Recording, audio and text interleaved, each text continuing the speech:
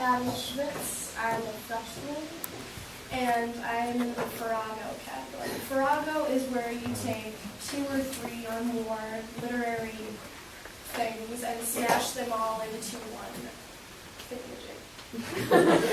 Okay, so in case you don't get it from my intro, my category for my 3 pieces is getting older. If we're honest with ourselves, no one really likes getting older. Sure, it means getting to go to college and getting a new car, but it also means paying college payments and paying for your new car. Today, I have a story, a letter, and a poem that all go through the phases of getting older and wishing we'd stayed the same when we were young. My first poem is about our younger years, when we had no cares or worries in the world. This is Such Foolishness by Maureen Ryan Griffin. They say it's a difficult stage, but what I remember from that time is the sultry summer day. Rain came through the sun to release me from the childhood stretched tight over my chafing skin. I ran into the street, the tom-tom beat of the rain, calling in a language my feet had to answer. My dog following at my heels, as though the scent of some beast were leading her on. Steam snaked from the pavement as the rain hissed. My soles absorbed the heat, up through the white cotton t-shirt that clung to my newfound curves. Finally, I believed the road would lead me out, that I would shed that house like the rim left behind when I emerged from my bath rosy. Sacrificial. I swear, I saw my dog slink away in disgust, snorting at being taken in by such foolishness. But she was spayed as a puppy. What did she know of it, the poor thing? I stayed on the street, flung out my arms, and danced on. Next, I have a story about our adolescent years, where all us girls care about is shopping, looks, and most importantly, boys. This is Squid Girl by Todd Strasser. Here's the bad news. A compost toilet doesn't flush. Here's the good news. Sorry, there is no good news. Compost toilets are severely beyond gross. Why are you being forced to think about compost toilets? Because it's spring vacation and your tree-hugging, organic, fruit and nut-case parents have dragged you across several boring time zones so you can spend a week squeezed inside a mosquito-filled tent on some tropical, bug-infested island. According to the tree huggers, you're here to get back in touch with nature, sweetie. Well, here's what nature offers. Bugs, bats, crabs, and a compost toilet. Here's what nature does not offer. Shopping, malls, TV, computer, cell phone. In other words, you have been denied the minimum basic necessities for human survival. Only one thing will keep you from going totally psycho. The beach. Of course, it would be far too much to ask for boys. Wait, there is a boy. Under the hot sun, sitting on a towel on the sand, you found him. Now you have hope and a plan. Step 1. When you return to the beach tomorrow, you will not be wearing the perfectly stupid, clunky hiking boots your father insisted you wear today. Tomorrow, you will bring your new black reef flip-flops. Step 2. Bird, baby bird.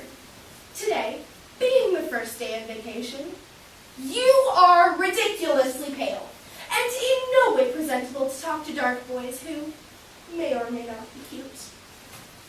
After a day on the beach, you have a lobster red sunburn, and it hurts, but hey, no pain, no gain. Of course, you've heard the warnings about skin cancer, and you promise yourself this is the last tan you'll get, at least until summer. In the tent, you can hardly see how pale you look, because the only mirror, that's right, the only mirror, is the side of the paperback. You play Scrabble with your parents until it's time to go to bed, but Just before bedtime, Mr. Nature Man takes you outside to look at the stars. Outside, the sky is so dark, but the stars really do shimmer and sparkle. Then you go back to the tent where, thanks to your sunburn, you feel like a fireball. But the good news is you are genetically predisposed to a tan, and by tomorrow you expect to have taken serious strides toward a deep, rich, chocolate hue. Major disappointment. Back at the beach the next day, you have determined that Travis is a truant. You don't know his name is Travis, but you like the name Travis. Perhaps it's just as well. You woke up this morning covered in itchy, blotchy, red mosquito bites. So you settle in for one more day of evening out the tan and getting rid of blotches. So, the next day, you and your new dark, rich tan accompany the tree huggers on a hike to the old plantation ruins. After tromping for an hour in the humid green overgrowth, you stand in a sunny clearing and stare at a mound of dirt, while a park lady in a tan uniform and wide-brimmed khakis talks about the volcanic origins of the island. All of a sudden, "Hey, it's that girl," someone says. You look up. Another group has just entered the clearing, and, incredibly, within this group are Travis and what looks like a mini Travis, and their parental unit. And mini Travis is pulling Travis towards you. My idiot brother says most shooting stars are only the size of a grain of sand, goes mini Travis. We learned about it in school, Travis counters. You're wacko, mini Travis demands. They're stars. Duh. No, he's right, you answer. Most of them are the size of a grain of sand or even a speck of dust. When they get to be the size of marbles or tennis balls, they're usually fireballs. Mini Travis's jaw goes slack. No way! He goes off, shaking his head at you. You expect Travis to disappear too, but he lingers. Cool. It's awesome to know so much. You blink. Did you just hear Travis correctly? Did he just say that being a nature freak was cool? Did Travis just say that knowing all this useless information was awesome? So what's your name? He asked. Sierra. Figures. Think you'll be back at the beach tomorrow? Definitely. We'll go snorkeling and you can tell me what some of those fish are, okay? Travis turned to return to his group and you're in a daze. Tomorrow, the beach, snorkeling. He doesn't think you're a freak. Wait, you call behind him. What's your name anyway? Bob. Bob. Well, it's not Travis, but it'll definitely do. My last selection is A Letter to My Daughter on Her 11th Birthday by Danielle Smith. This letter describes a loving mother giving some caring advice to her little girl as she turns 1 year older.